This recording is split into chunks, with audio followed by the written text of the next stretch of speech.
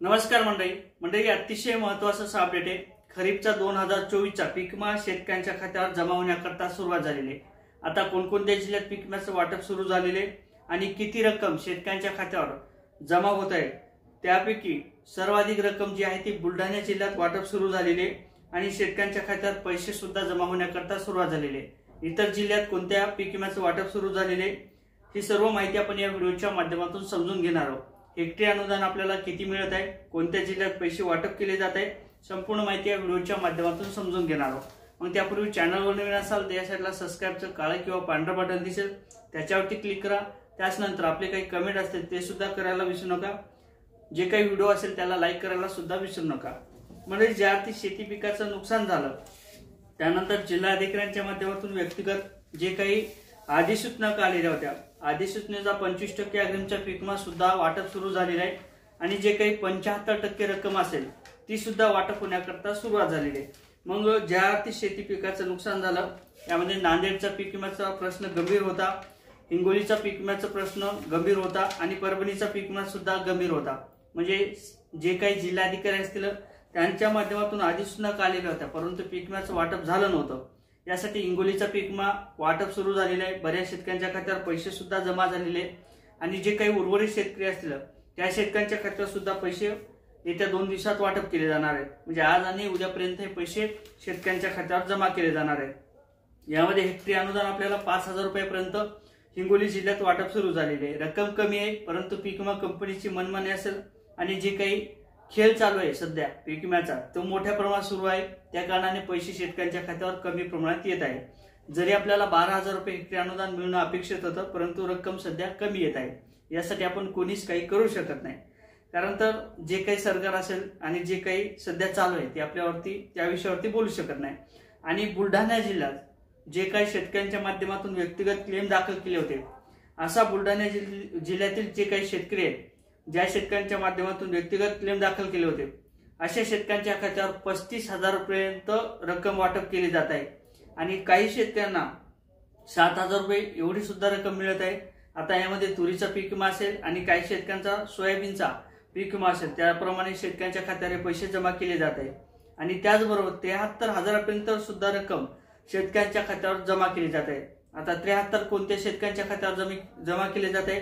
काही शेतकऱ्यांचे 5 हेक्टरचा पीक विमा काढण्यात आला होता, त्या शेतकऱ्यांच्या खात्यावर पैसे जास्त प्रमाणात जमा केले जात आहेत आणि 35000 म्हणजे कुठे 4000चा पीक विमा 4 हेक्टरचा पीक विमा असेल, कुठे 5 हेक्टरचा पीक विमा असेल, त्या पद्धतीने हे पीक विम्याचं वाटप सुरू झालेले आहे।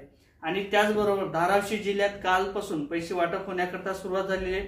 कळंब आणि पिंजर या तालुक्यात पीक विम्याचं वाटप हे सुरू झालेले आहे। त्यामध्ये नैसर्गिक जे काही स्थानिक नैसर्गिक आपत्ती होती त्याचा पीक विम्याचं वाटप सुरू झालेले आहे। 231 कोटी 5 लाखाचा पीक विमा धाराशिव जिल्ह्यात वाटप होण्याकरता सुरुवात झालेली आहे। आणि त्याचबरोबर बुलढाणा जिल्ह्यात सुद्धा नैसर्गिक आपत्तीसाठी जवळपास 144 कोटीचा पीक विमा 144 कोटी 21 लाखाचा पीक विमा मंजूर करण्यात आला होता आणि त्याचं वाटप सुरू झालेलं आहे। आणि कहाणी पश्चात जे काही प्रयोग होता त्या प्रयोगाच्या अंतर्गत 2 लाखाचा पीक विमा वाटप होण्याकरता सुरुवात झालेली, म्हणजे 144 कोटी 23 लाखाचा पीक विमा टोटल पीक विमा एवढा बुलढाणा जिल्ह्यात वाटप सुरू झालेला आहे। आणि त्याचबरोबर आता नांदेडचा अग्रिमच्या 25%च्या अधिसूचना काढण्यात आल्या होत्या, परंतु पीक विम्याचं वाटप सुरू झालं नव्हतं आणि या संदर्भात जो काही अग्रिमचा पीक विमा आहे तो शेतकऱ्यांच्या खात्यावर आजपासून वाटप केला जाईल।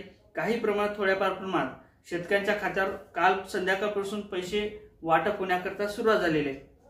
आता यामध्ये प्रति हेक्टरी 5000 रुपयाचं अनुदान आपल्या शेतकऱ्यांच्या खात्यावर जमा केले जात आहे। म्हणजे सोयाबीनचा जो काही पीक विमा आहे तो नांदेड जिल्ह्यात आजपासून वाटप केला जाईल, काही शेतकऱ्यांना उद्या आणि काही शेतकऱ्यांना परवाच्या दिवशी, अशा 3 दिवस या पीक विम्याचं वाटप हे केलं जाणार आहे।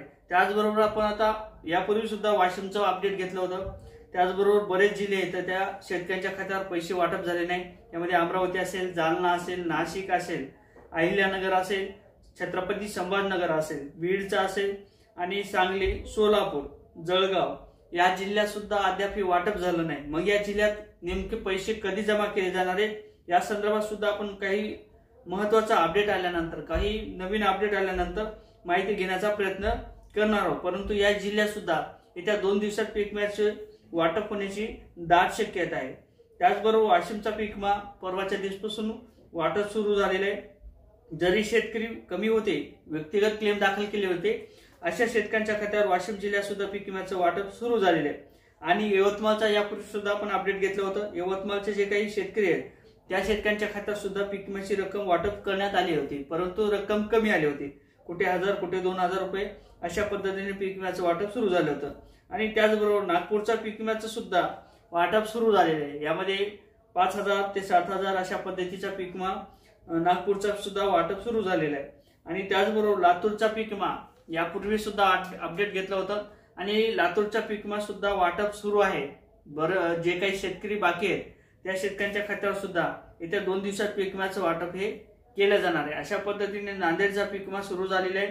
धाराशिवचा सुद्धा पीक विम्याचं वाटप सुरू आहे. बुलढाण्याचा सुद्धा पीक विम्याचं वाटप सुरू आहे. त्याचबरोबर आता नांदेडचे शेतकरी प्रश्न विचारतील, आमच्या खात्यावरती पैसे आले नाही. आता मित्रांनो, आज किंवा उद्या किंवा परवा अशा 3 दिवसात पीक विम्याचं वाटप होणार आहे. परंतु सुरुवात होणं महत्वाची होती.